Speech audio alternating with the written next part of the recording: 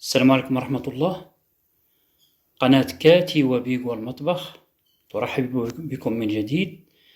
فيديو جديد إن شاء الله نوري لكم كيفاش ترقدوا الزيتون. هنا عندنا 3 أنواع ديال الزيتون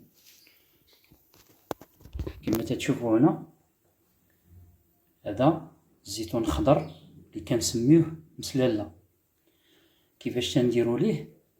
كنجيبوا الزيتون الخضر وكنجيبوا واحد الحجرة وكنبقاو نضربوا داك الزيتون كما تيقولوا كيتفرشخ كما تشوفوا هنايا. هو كاع مفرشخ هنايا. هذا هو اللي تيتسمى مسلالة. هذا كيفاش تيطيب؟ هذا كنديروه في الماء وكنسدو عليه.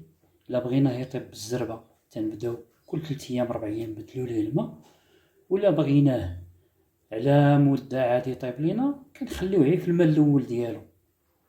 الوغ كنعاود لكم من الاول. هنا كنشدو الزيتون كنضربوه بديك الحجرة وتنبقاو نعمرو البيدو ونزيدو الماء. من بعد كنبداو نبدلو الماء كل 3 أيام 3 أيام، ولا كل 4 أيام 4 أيام، حتى تدوز واحد 20 يوم 21 يوم. هذيك الساعة كنزيدو ان شاء الله السيترون، جهد واحد السيترونة ونص حتى ل2، وكنزيدو الملحة القياس ديالنا اللي بغينا. هذا هو مسلالة. غندوزو دابا للزيتون الاحمر اللي كيترقد بحالو بحال الزيتون الكحل. هذا الزيتون كما تشوفوا راه اغلبيته احمر وفيه شي شويه ديال الكحل. اش كنديرو ليه حتى هو؟ كنلوحو تفريشه ديال الزيتون واحد شويه ديال الملحه، تفريشه ديال الزيتون واحد شويه ديال الملحه، حتى تنعمرو السطيله ديالنا. ما نحاولوا نخليو واحد شويه من الفوق خاوي، ما نعمروهاش حتى الفم. هانتوما كما تشوفوا راه تتبان لكم الملحه في الجناب والزيتون. هذا الزيتون هذا ما كنفرشخوه، ما كنفلحوه بالموس، كنخليوه كما هو. فاش تدوز 3 أيام 4 أيام تنجيو تنبداو نحركو في ديك اللاطه. ها هو الماء ديال الزيتون بدا تينزل بالفعل ديال ديك الملحه، وتنبداو نعومو هذاك الزيتون كامل في داك الماء ونحطوه تاني ونمشيو نغبرو عليه تاني واحد 3 أيام 4 أيام ونحركوه حتى تيطيب لينا. ممكن ياخد في الطياب 20 يوم 21 يوم، ولكن ماشي معنى هذا انه طاب صافي.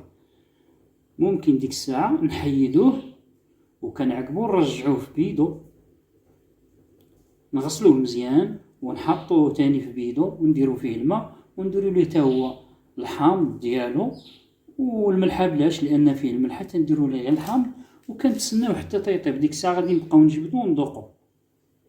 دابا غندوزو للنوع الثالث اللي هو هذا اللي كنفلحو بالموس. هذا هو الزيتون اللي كنسميوه المشقوق. اش كنديروا ليه؟ كنجيبوا الزيتونه وكنفلحوها 2 فليحات حتى 3 تفليحات، من الاحسن يكونوا 3، وكنوضعوه هو الاخر في الماء حتى تيعمرنا البيدو وكنسدو عليه. ولا بغيناه كيما هو بحالو بحال المسلاله، الا بغيناه يطيب بالزربه نبقاو نطلعوا عليه كل 3 أيام 4 أيام، نبدلوا ليه الماء حتى تدوز 21 يوم حتى هو ديال عدد الايام. وديك الساعه غادي نزيدو تاني السيترون ونزيدو الملح ونتسناو حتى تيطيب. راه فاش تنديرو السيترون والملح راه ما كاملش 5 الايام صافي الزيتون تيوجد. الا كتشوفوا هنايا راه عندي هنايا زيتون خضر وفيه شويه ديال الاحمر. هذاك راه ماشي حمر كلي، انما راه فيه الحموريه والخضوريه. بالنسبه لهذا النوع هذا اللي قلت لكم راه نفس العمليه كنديروا هذا الزيتون الكحل، غير اشنا هو الفرق؟ هو الزيتون الاحمر كنعقبوه نجبدوه ونديروه في الماء. الزيتون الكحل لا، كنجبدوه من اللاطه ديالو وكنشروه في الشمس تيبدا يتكمش لينا، وديك الساعه كنكبو عليه زويته وكنمرمدوه في داك الزيت ديال البلديه اللي هي زيت الزيتون، وكنرجعوا اللاطه. وديك الساعه اللي بغى يدير فيه تا الزعتر يديرو، وكتبقى تجبد بشويه بشويه وتاكل وبالصحه والراحه. دابا ان شاء الله غادي ندوزو المسلاله. انا غنوجد لكم واحد المسلاله بواحد الطريقه انا عندي طايبه غادي نوجدها لكم. بقاو معايا الى نهايه الفيديو. هذا هو الزيتون ديال المسلاله اللي كنسميوه الزيتون المفرشخ. انا كان عندي موجود، غادي باش نصايبوا له الوصفة السحرية ديالو.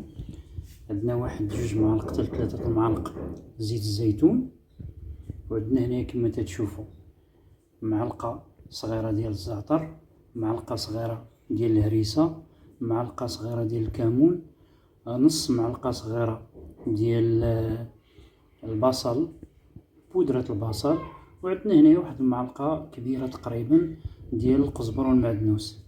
هادشي كامل غادي نضيفوه على هاد الزيتون اللي عندنا، وغادي نخلطو مزيان.